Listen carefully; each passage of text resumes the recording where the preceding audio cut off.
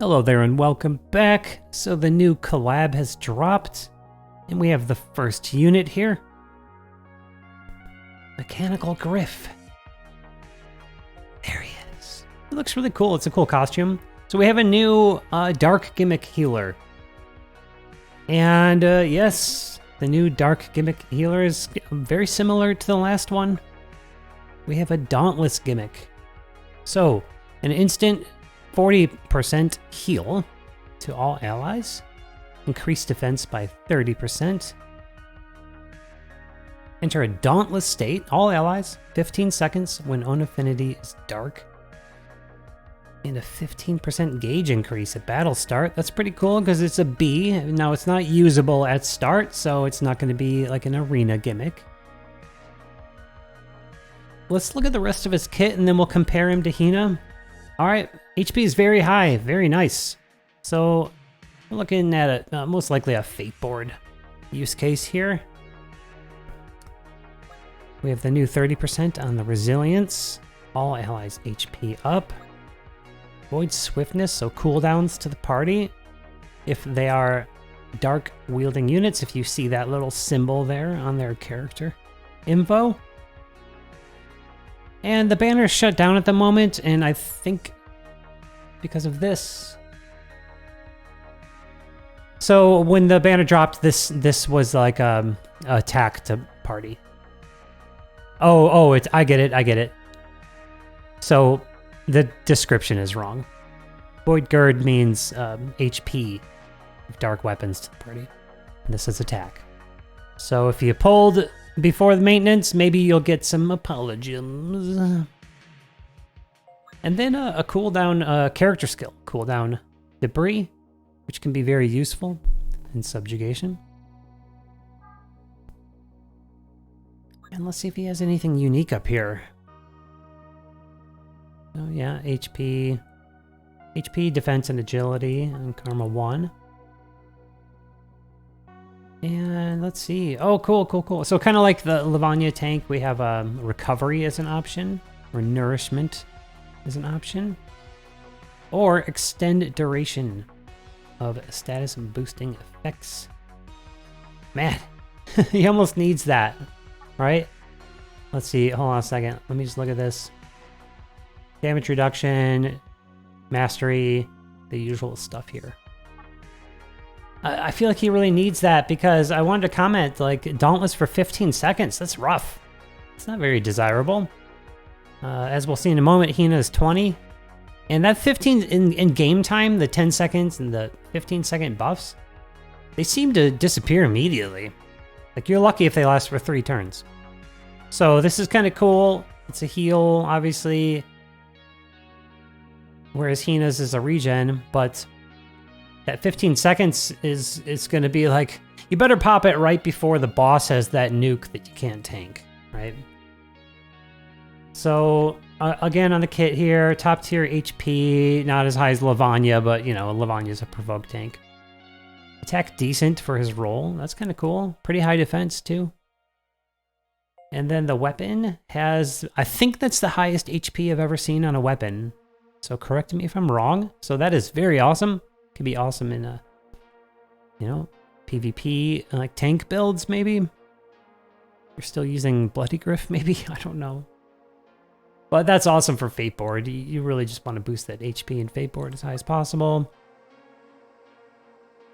A 20% heal, no cleanse or anything, and then a Ripper. So a good Fate Board main hand for those missions where you're trying to get a certain amount of character skills or fewer. Right, so on those challenges, I found it easier if I have a healing weapon for more healing, and I don't have to use as many character skills. That's kind of worked out for me in the past. So I like the gun a lot. Okay, let's do a quick comparison here. Okay, so here's Hina. 100% damage 4 times, and hers is also 40%, but it's a regen. And then she has a Dark Crush to enemies, so a little more offense-based. And then her Dauntless is 20 seconds. Of course, she has no Karma to extend it. The 20, you know, unkarma'd a little better. It wears off kind of fast. Now I have her, and I've tried to use her, and in Fate board, I actually would rather use Christmas Gale or Celeb F66X still, even though I have this awesome Hina. She looks so cool. I just want to use her, you know? And the Dauntless is really cool, but here's what happens every time I use her and use that Dauntless. So I'll pop it right before those big nukes come, and sure enough, I can't die. That's really cool. But there's only 4 regen cycles, and you're just sitting there close to death, you know, counting on the Dauntless to keep you alive. And the heals are hardly cutting into it. And then once the enemy is done and your Dauntless is done, sure, you might be standing, but your HP is low, and where's the heal going to come from? She can't recharge her character skill immediately. So basically, whenever I used her, I always die right after. And I ended up not using her. I really would like to. However, we did just get the new Fest Noelle, and some people out there did some Dauntless gimmicks because Noelle has it built into her character skill too. So if you can chain them with Hina, in this case now Griff, you can kind of chain them, and Noelle can just sit there and take all this damage and not die, and it recharges her character skill. And I've seen some people, like, there's a possibility of, like, unkillable Noelle if you have another Dauntless costume, like Hina or Griff. So again, let's compare here. Hina's is a regen. She has a Dark Crush, 20 seconds on the Dauntless. And then Griff has an instant 40%, a defense buff, so not as offensive as Hina. And then 15 seconds on the Dauntless with no karma. So, of course, he's got more updated stats and HP and all that.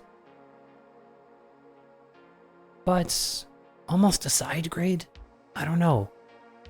We have the other 2 units coming up. They repeated that banner structure from Fest. A lot of people are kind of mad about it. Understandably so. I'm not sure if it's the best thing for the average player. The player that it's great for is the Whale, and they are the ones spending the most money and ultimately supporting the game, so I guess I can see that perspective from the developer standpoint. It makes it easier for Whales to get their awakenings, because you can just zero in on one character, make sure that that character's dropped on the 3rd step in the paid. But for the rest of us, we're left wondering what the other costumes are, and then we miss the chance, the featured rates, if we're like holding out. So I think we can count on, you know, one of the new units being PvP and one being a PvE DPS.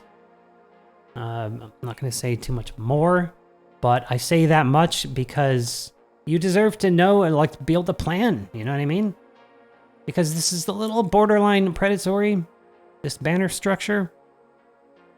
If one isn't so inclined to, you know, obtain the info that they're not supposed to have anyway. So consider that. Of course, we will have another chance to pull all 3 units on a combined banner at the end of the month. So another excruciating month of waiting. In any case, should you pull on Griff? Well, do you want Dauntless gimmick, and did you miss out on Hina? That's the main thing. Of course, I'm pretty sure that this like extension here will apply to his Dauntless. I haven't tried it myself. I'm also not sure if I was really wondering about the 15, if that's correct or not. But now that I see the karma, it makes sense. So that would be the reason to pull on Griff. He does have great HP and defense. And if you're lacking healer, you need some help in Fate board. And especially if you want to play around with some invincibility gimmicks between him and Noelle. I guess that would be a reason to pull. Otherwise, I'd say wait and see what the new units are. Usually, you know, for new players, you want to go for a good DPS. Maybe you missed out on Fio. from last month, or well, she's still she's still here. She's still here actually. Maybe for a few more days. Yep, a few more days. So cool. All right. Thanks for watching. Those are my thoughts on Griff. I did some YOLOs for him, but otherwise he's a kind of a big skip for me. I'm pretty satisfied with Christmas Gale and Celeb F66X as my healers in Fateboard. And he doesn't have an instant character skill, so no cool arena shenanigans. If you know me, you know I always pull for arena. All right, that's it. Thanks so much for watching, and I'll see you in the next one.